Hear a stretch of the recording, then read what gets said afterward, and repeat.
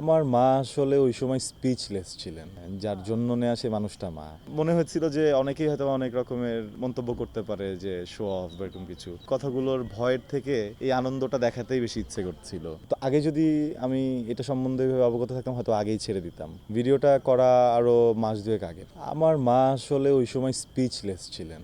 উনি যে কি বলবেন, বলার মতো আসলে কিছু ছিল না। এখন পর্যন্ত আসলে উনি এভাবে কোনো কিছু বলে ওঠেনি, কিন্তু আমি তার চোখে মুখে ওই আনন্দটা দেখি, খুশিটা দেখি। সে আর কতটুকু বের হয়, সে হয়তো বা দেখা যায় মাসে একদিন কি 2 দিন, বাদ বাকি সময় তো আসলে দেখা যায় যে আমি নিজেই নিজের প্রয়োজনে ওটা ব্যবহার করে যাচ্ছি। কিন্তু ডিপ ইনসাইড ওই ব্যাপারটা ভালো লাগে যে কারণটা তো মা, যার জন্য নেয়া সে মানুষটা মা। তো ওইখান থেকে খুব আনন্দ লাগে, ওখান থেকে খুবই ভালো লাগে। ও না, কয়েকদিন আগে নিজের জন্য, আর আমি না, এটা এটা ভুল ধারণা, ওই একটাই কিনেছি, ওইটাই আমার মার জন্য।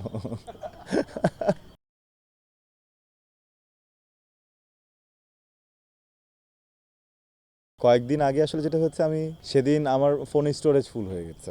ভিডিওটা করা আরো মাস দুয়েক আগে। সো ফোনের স্টোরেজ থেকে পুরনো কিছু ভিডিও ডিলিট করতে গিয়ে এই ভিডিওটা সামনে আসছে। সো এই ভিডিওটা বেসিক্যালি আমার অ্যাসিস্ট্যান্ট করেছিল, আমি নিজেও জানতাম না, আমার ফোনেই করা। তো আমার phone most of the time তো ওর পকেটে থাকে, শুটিং থেকে ওই গাড়ি নিয়ে ফিরছি বাসায়। সো আমি যখন সব ডিলিট করতে গেছি তখন যে আমি ফোনে দেখলাম যে এই ভিডিওটা ওইখানে সুন্দরভাবে রাখা। তো আগে যদি আমি এটা সম্বন্ধে অবগত থাকতাম হয়তো আগেই ছেড়ে দিতাম। ভিডিওটা পেয়ে খুব ভালো লাগছে। আমার মনে হচ্ছে যে আমি এটা দেখাই মানুষদেরকে, কাছের মানুষদেরকে দেখাই, মানে একজন একজন একজন একজন করে দেখাবো। পরে একসময় মনে হলো যে এটা আমি ফেসবুকেই দেই।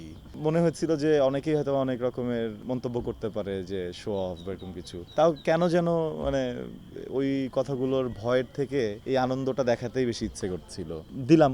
এটা যে এত সাড়া পেয়ে যাবে বা এটা নিয়ে এত আলোচনা হবে, মজার বিষয় হচ্ছে কি আমি পুরোটা কমেন্টই চেক করেছি, কোথাও কোনো বাজে মন্তব্য পাইনি।